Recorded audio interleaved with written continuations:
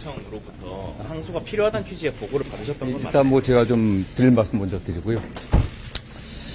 에이펙이 성공적으로 끝났고 그 후속 조치와 또 한미 간의 관세 협상 마무리를 해야 되는 시점에서 또 이런 것 때문에 국민 여러분께 또 심려를 끼쳐드린 것 같아 장관으로서 매우 송구한 마음입니다. 이 사건 관련해서는 뭐 원론적인 말씀을 드린다고 하면은 저는 뭐 성공한 수사 또 성공한 재판이었다고 생각합니다. 우리가 수사를 하는 이유나 어떤 목적이 뭐겠습니까? 범죄자를 찾아내갖고 증거를 확보해갖고 기소해갖고 그에 합당한 적정량의 형벌이 선고돼갖고 처벌받게 하는 게 수사 기소의 목적입니다. 법원의 판결은 최종적으로 수사 기소가 제대로 됐는지를 판단하는 판사의 어떤 결정 아니겠습니까?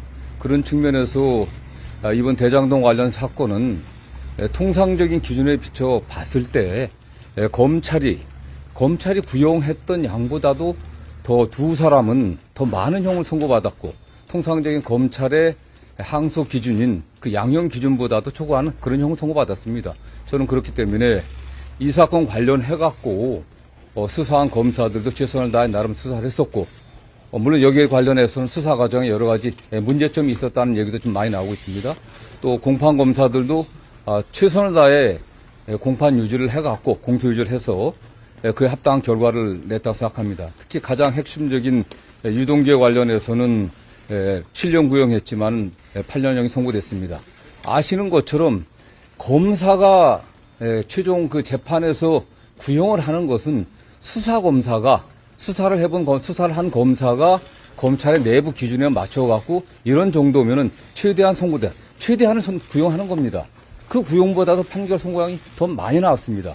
물론 법원의 판결 내용에 일부 법리적인 해석의 관점에서 약간의 차이가 있었지만은 전체적으로는 수사 결과에 대해서 법원에서는 제대로 판단했다고 좀 보고 있습니다. 네. 대검사청으로부터는 항소가 필요하다는 취지의 보고를 받으셨던 건 맞아요? 저는 뭐 맨 처음에 이 사건 결과 법원 선고 나왔을 때 통상적으로 중요 사건 관련해서는 검찰 통해서 법무부에 보고가 옵니다. 보고가 왔고 그렇게 선고가 됐구나. 그런 정도 보고받았고 그다음 항소 여부는 신중하게 알아서 판단해라. 맨 처음에 그렇게 얘기한 것 같습니다. 그러면은 그 대검의 의견을 전달을 했다는 게 그 항소는 신중하게 좀 고려해라 그런 의견을 전달을 했던 게 맨 처음에 사건이 그냥 보고되면은 그렇게 했으니까 알아서 잘 판단하러 한 거고 그 이후에 제가 이게 한 일주일 안에 항소를 해야 되니까 며칠 제가 뭐 사실 지난주 같은 경우는 아시는 것처럼 국회에서 경제 분야 또 예산 경제가 아니죠. 국회 그 예산 그 종합 질의가 있었고 우리 법사위도 예산 질의 및 또 현안 질의가 있었습니다. 그거 준비하느라고 정신이 없어갖고요. 크게 신경은 안 쓰고 있었고 그 다음에 제가 알기로는 대검의 의견이 이게 뭐 항소 필요성이 있다 그렇게 보고받은 것으로 알고 있습니다.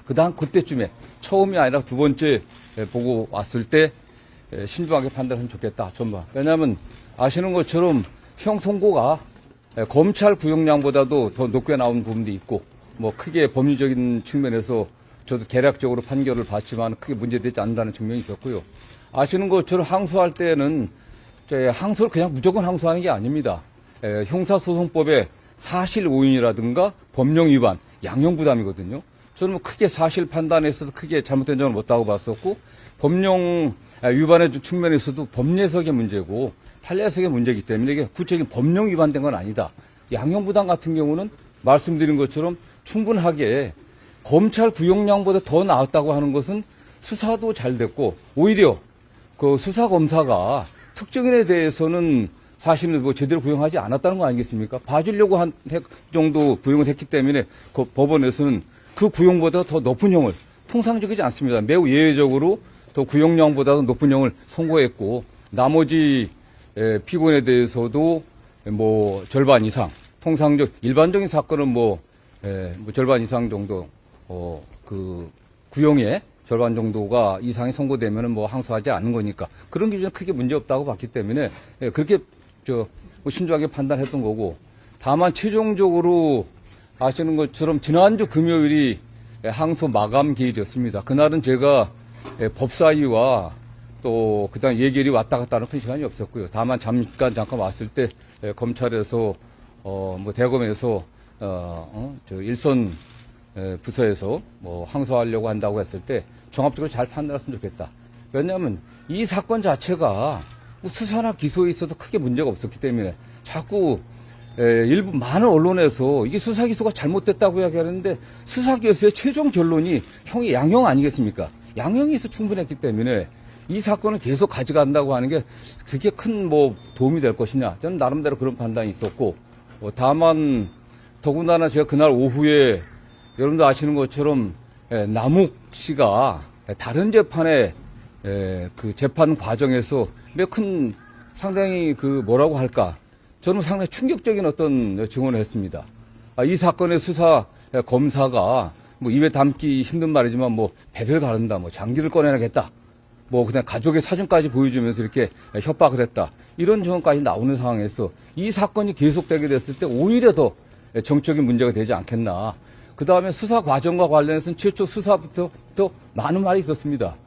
유동규 씨 관련해서는 그가 수사에 협조해주는 대가로 오히려 양형을 거래한 게 아니냐 이런 의혹도 제기됐었고 특히 당시 검사가 유동규 씨를 불러갖고 24시간이나 접견 면담하면서 아무런 기록은 남기지 않았고 오히려 증언이나 증거를 조작한 게 아니냐 모해 위증하려고 한 게 아니냐 아니 이런 의혹도 그 당시 많이 제기됐었습니다. 저는 그렇기 때문에 이런 것들이 지금 검찰이 매우 어려운 상황입니다.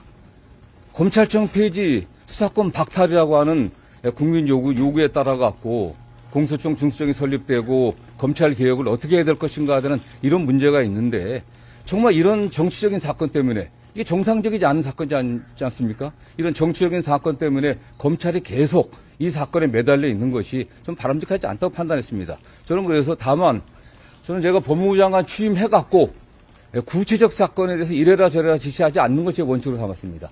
왜냐? 과거에 보면은 사실상 구체적 지시를 계속 해왔습니다. 해왔기 때문에 한동훈 법무부 장관, 전임 법무부 장관이 뭐 검찰이 자살했다고 얘기하는데 과연 전직 검찰 출신의 법무부 장관으로서 할 수 있는 얘기는 전 납득이 안 됩니다. 본인은 어떻게 했습니까? 윤석열 대통령 그 징계 사건 관련해 갖고 1심에서 승소했는데 항소 본인이 장관 취임, 정권 바꿔 장관 취임하자마자 변호인들 바꿔 갖고서 사실상 침대 축구하듯이 지금 재판장이 왜 증인 신청 조치하지 않느냐 이렇게까지 핀잔을 듣고 결국 패소하지 않았습니까? 그리고 대법원에 상고 포기하겠습니다. 전임 장관 때 일이지, 전 정권 때 일이지만은 내란 수괴인 윤석열 대통령이 도대체 어떤 국민도 상상하지 못했던 기간 계산을 갖다가 형사소송법이 만들어진 이래 일자로 계산하던 기간을 갖다가 시간으로 계산해갖고 구속 취소 석방하는데 검찰이 어떻게 했습니까? 일선 검사들이 과연 여기에 대해서 제대로 반박했습니까?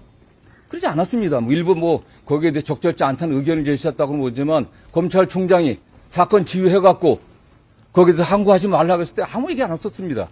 저는 이런 상황에서 그러나 저는 그럼에도 불구하고 장관으로서 구체적 사건에서 이래라 저래라 하지 않는 것이 원칙으로 삼았고 제가 매일 보고 맞습니다. 이런 형사사건도 공공형사사건 그 다음에 일반 형사사건 그 외에 일반 민사소송 다양한 종류의 사건뿐만 아니라 여러 가지 검찰 사무에 관련해서 감독권자니까 보고를 받지만 이렇게 해라 저렇게 해라 하는 그런 지침을 준 바는 없습니다. 다음 보고를 받으면 제가 경험한 어떤 사건의 맥락들을 받고 이런 걸 좀 참조했으면 좋겠다. 이런 정도 의견을 제시해 왔고요. 제가 법무부에 있을 때 이 사건에 관련해갖고 맨 처음 사건 결과 보고 봤을 때는 상당히 중형이 나왔네. 어떻게 예상보다 좀 많이 나왔고 오히려 그런 제가 표현 정도 했던 거고 두 번째 항소 포기와 관련된 보고는 제가 한 3, 4일 정도 후에 받았던 것 같은데 좀 신중하게 잘 판단해라 했던 거고 여러분들이 궁금하신 7일날까지 저는 이렇게 될 거라고는 생각 자체를 안 했습니다. 7일날 오후는 법사위와 예결이 왔다 갔다 하느라고 정신이 없어갖고요. 그때 그 당시는 보고 왔을 때 좀 여러 가지를 고려해갖고 신중하게 합리적으로 잘 판단했으면 좋겠다. 이런 정도 제가 의사 표현했습니다. 일각에서는 이번 대장동 사건 관련 법무부에서 의견을 낸 것이 사실상 개별 사건에 대한 수사 지휘가 아니냐라는 지적도 나오고 있는데 일단 신중하게 판단해라는 의견만 전하셨다는 네, 그런 정도였습니다. 네. 근데 그 수사팀 관계자가 공개적으로 이제 글을 쓴 데에는 장관이랑 차관의 반대 때문에 항소 포기가 이루어졌다 이런 지적이 나오고 있거든요. 수사팀은 그게 추측 아니겠습니까? 그게 수사팀에 있어서는 저는 상당히 그런 말씀을 하신 분들의 저희가 좀 의심스럽습니다. 왜냐하면 그 수사팀에서 김만배에 관련해서는 유동규와 관련 7년 구형했습니다. 형이 더 나왔어요. 형이 더 나왔으니까 오히려 그들이 유동규를 오히려 다른 의심들, 유동규에 대해서 본인들이 약속했던 것보다 더 많이 나와서 한 게 아니냐, 이런 의심도 가능한 거 아니겠습니까? 본인들이 구형했던 것보다 더 많은 형이 나온 거예요. 법원에서도 일부에서 얘기하는 것처럼 뭐 이 사건의 범죄 수익을 가서 몰수 추징할 수 없게 됐다 그러는데 그렇지 않습니다. 범죄 수익 환수에 관한 환수 규제법이라든가 부패자산 몰수법에 의하면 몰수나 추징은 언론들이 잘 써줬으면 좋겠어요. 몰수나 추징은 피해자가 없는 경우 하는 겁니다. 국가가 대신 하는 거거든요. 이 사건은 피해자가 있습니다. 그리고 일부 한 2천억 정도는 이미 몰수 보존이 돼 있습니다. 그리고 이미 이 사건의 피해자라고 규정되어 있는 성남도시공사에서는 민사소송을 제기하고 있거든요. 그렇기 때문에 일부 언론에서 7천억을 갖다 받지 못하게 만들었다고 해서 전혀 사실과 다른 겁니다. 그리고 법원에서는 현재 드러난 범위 내에서는 또 몰수추징 선고를 했던 거고요. 그 다음에 7천억 얘기를 자꾸 하는데 그거는 이 개발 행위에 따른 전체 수익을 7천억입니다. 정당한 수익이 어딘지, 정당한 수익을 넘어서 성남도시공사가 제대로 일 처리를 하지 못해갖고 거기 일부 관계자들이 거기에 도움을 줘갖고 뇌물을 받고 도움을 줘갖고 더 발생한 그 수익이 어느 정도인지 그 부분이 확정이 안 됐다는 거거든요. 저는 이거에 관련해서는 어차피 가장 중요한 게 뭐 항소 1심보다 더 많은 형을 선고받지 못해서 그런 가능성이 없었다고 하는데 1심보다 더 많은 형이 선고됐기 때문에 항소심에서 양형이 달라질 가능성이 있겠습니까? 우리 법조기자들 그런 사례 봤습니까? 겨우 1심보다도 양형이 늘어난 게 매우 드문 겁니다. 그건 사실은요. 이미 1심에서 양형이 구형보다 늘어났습니다. 그렇기 때문에 저는 뭐 7천억 몰수 추징 문제에 관련해서도 전혀 좀 사실대로 보도를 했으면 좋겠어요. 이거 받을 수 없는 게 아닙니다. 이미 민사소송이 돼 있기 때문에 공소유지 잘해갖고 항소심에서 이게 물론 추징이 안 됐다고 하더라도 몰수 추징 판결이 안 됐다고 하더라도 그 범위가 명확히 확정된다고 하면 민사소송에서 그게 확정이 안 된다고 하더라도 민사소송에서 관련들을 입증 제대로 하게 되면 좀 받을 수 있는 겁니다. 물 좀 해줘.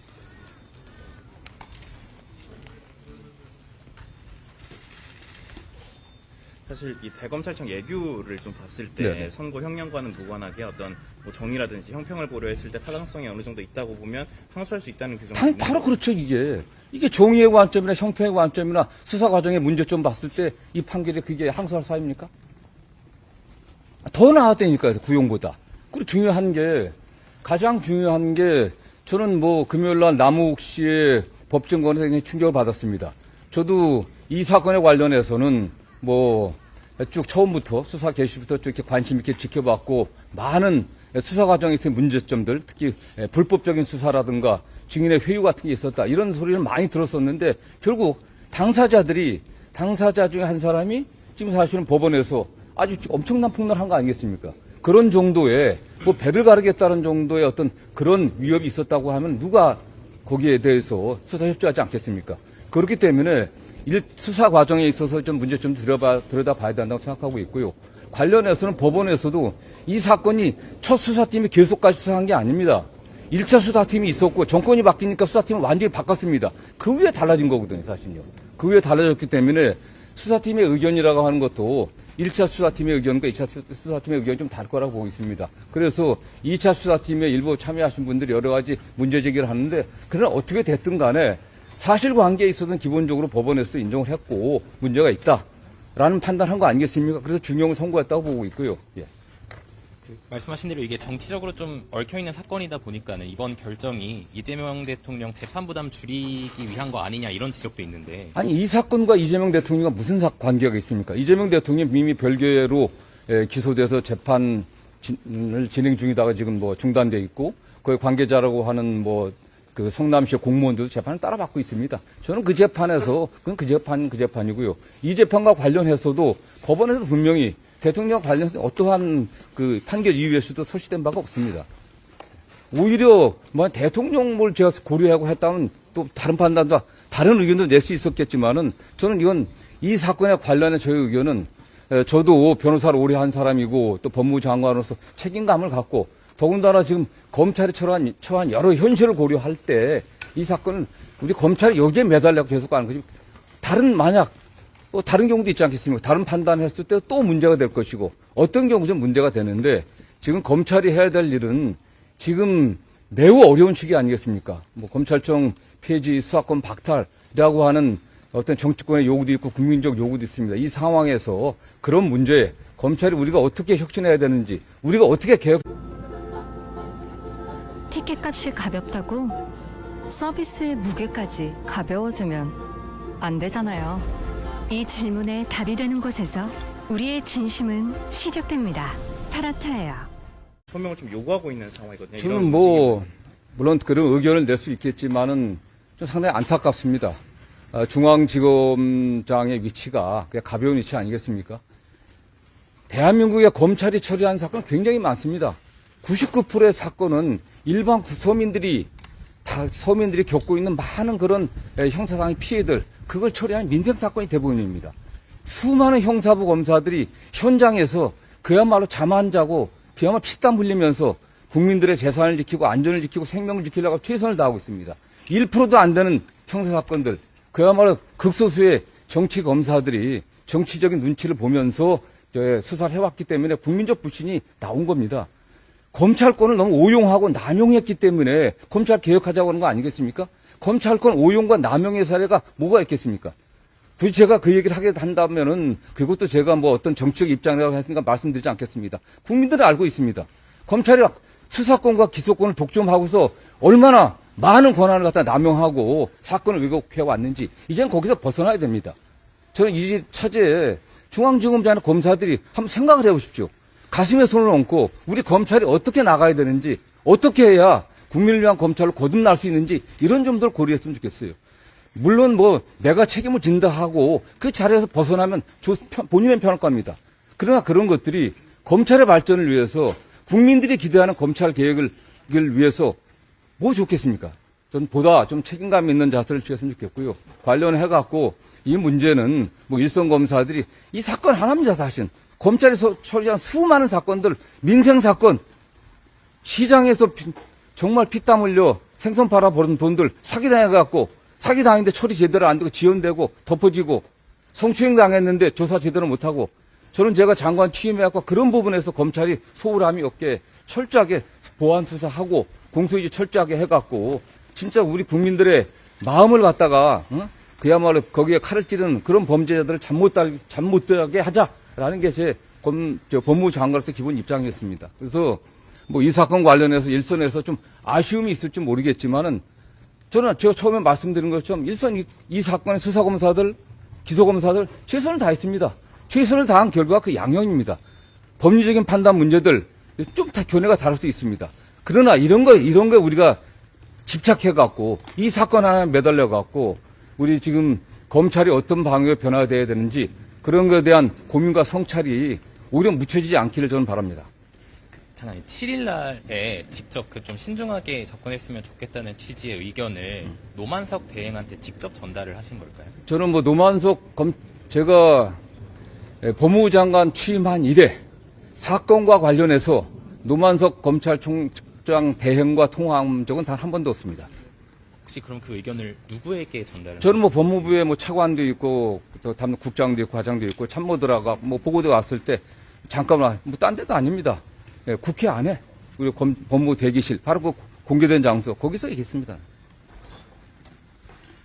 총 그럼 세 차례에 걸쳐서 의견을 대검 쪽에 전달을. 뭐 맨 처음에는 그냥 통상적으로 매일 아침 뭐 말씀드리면 뭐 굳이 말씀드려야 되는지 모르겠지만 그냥 아침에 모든 뭐 중요 사건들에 관한 보고가 있기 때문에 장관이 알아야 되니까 언론에 이런 사건이 났다. 판결 선고가 이렇게 났다. 이런 정도 보고 맨 처음 되는 거고 저는 뭐 그럼 그렇다고 끝납니다. 두 번째에 와서는 뭐 이게 그 일선에 정확히 며칠 기억나지 않겠습니다. 며칠 지난 후에 현장에서 뭐 항소포기 의사가 있다. 항소해야 된다라는 의견이 있다는 그런 보고를 받았고요. 그래서 뭐 크게 신경 쓰지는 않았습니다. 뭐 그랬다가 하면 그때부터 논의를 했겠죠. 뭐 아시는 것처럼 이게 마지막 날 이게 문제가 된 거 아니겠습니까? 네. 그럼 그 7일 당일에는 법무부 내부에서 이 사건의 항소 여부를 둘러싼 구체적인 내부 논의가 진행된 건 없는 그러진 아닙니다. 저 국회 전 간부들이나 저나 그날 아침부터 국회에서 밤 11시까지 있었습니다. 이 사건 관련해서 이제 검찰 내부에서 혼란이 좀 많은 상황인데 끝으로 이거 관련해서 한 말씀만 부탁드리겠습니다. 저는 좀 안타깝습니다. 말씀드린 것처럼 에이펙 성공 이후에 저희 법무부도 국민들이 좀 편안하고 안전하고 또 경제 발전에 좀 도움이 되는 그런 방향으로 역할을 해야 된다는 제 생각을 또 가지고 있었습니다.